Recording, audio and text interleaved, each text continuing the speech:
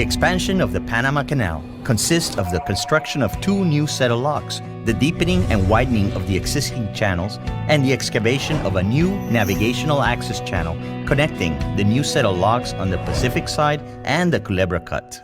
The new set of locks on the Pacific side is named Cocoli locks, and the new set on the Atlantic side is named Agua Clara locks.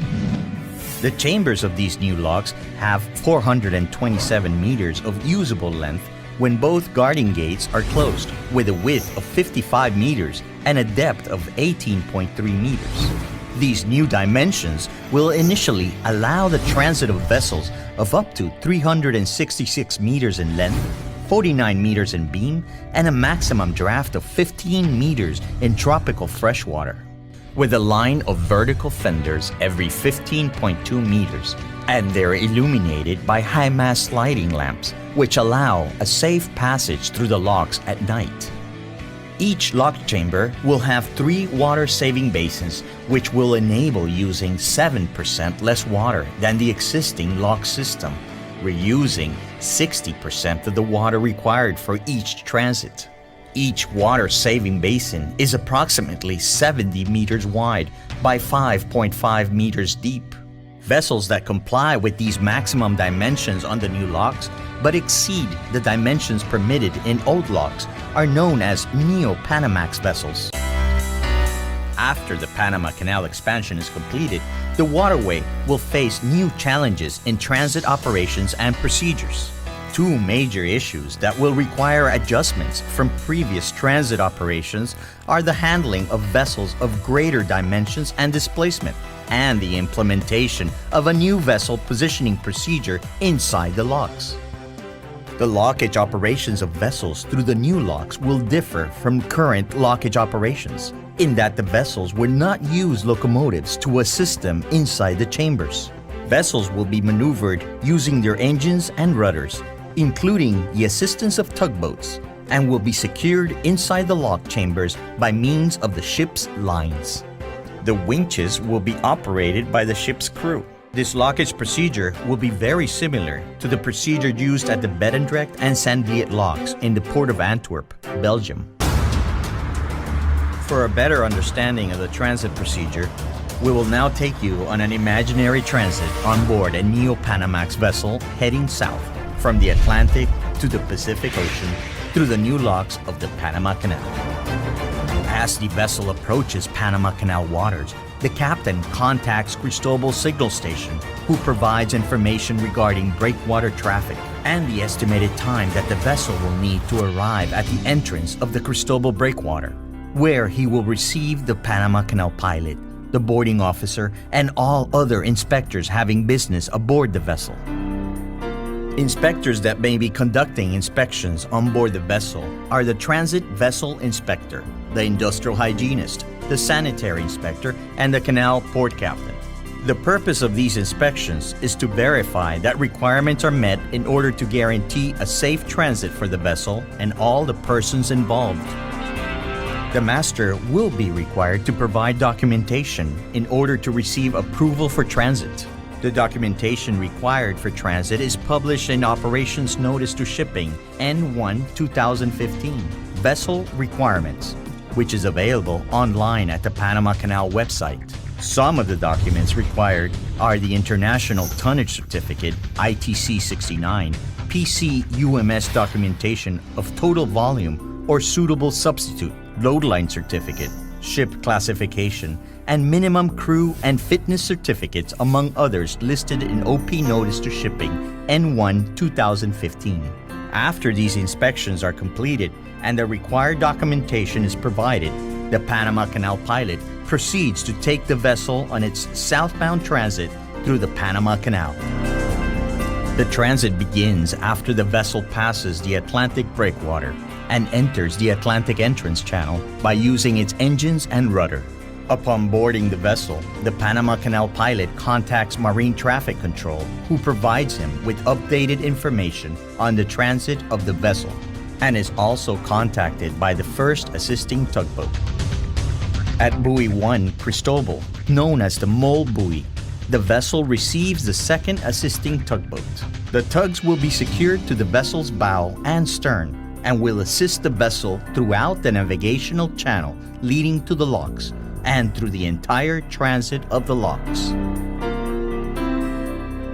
While the vessel navigates on its way to Agua Clara locks, the Neo-Panamax locks in the Atlantic side, it is boarded in the vicinity of Buoy 5 by the Panama Canal line handlers who prepare and verify the conditions and availability of the equipment required for the lockage, such as lines, capstans, chocks, bits, ship's crew, among others. Upon arrival to Buoy 7 in the Atlantic Channel, north of the Cristobal Basin, the second Panama Canal pilot boards the vessel. It is here that the vessel also receives the third and fourth tugboats that will assist her through the arrival and entrance maneuver to the locks. With the use of the engines and rudder and the assistance of the four tugboats, the vessel arrives to the approach structure of Agua Clara locks, and when properly aligned, it begins the entrance to the lower chamber of the locks. As the vessel enters the chamber, the third and fourth tugboats are released, keeping only the tugboats ahead on the bow and aft on the stern, which continue to assist the vessel as it completes the entrance to the chamber and throughout its transit through the locks. When the vessel is in the desired position inside the lock chamber, the Panama Canal line handlers, with the support of the ship's crew, secure the vessel with the use of 4 lines that will be sent out from the vessel: a headline and spring line forward, and a stern line and a spring line aft. The vessel is secured to the lock's center wall, which is the wall opposite to the water-saving basins. The lines will be received by the lock's mooring personnel, who will secure them to the bollards destined for this purpose, all along the wall of the chamber. Once the vessel is secured to the wall and the gates behind are closed, the filling of the chamber begins. Once the chamber is filled, the lock gates ahead of the vessel open to allow access to the middle chamber. After the lock gates are fully open and the lines are casted off, the vessel will move into the middle chamber by using its engines and rudder and the assistance of the tugboats. Once the vessel is inside the middle chamber, the process of mooring the vessel to the lock wall is repeated, and the process is again repeated in the upper chamber. After the vessel exits the upper chamber, departing the Agua Clara locks, the first and second tugboats are released and the line handlers disembark.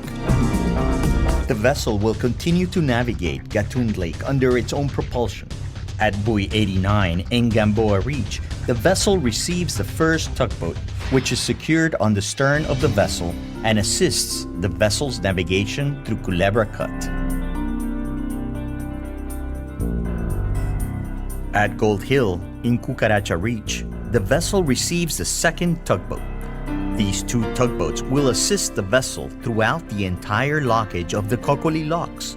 At the same time, the Panama Canal line handlers board the vessel and verify the conditions and availability of the equipment required for the lockage, such as lines, capstans, chocks, bits, ship's crew, among others.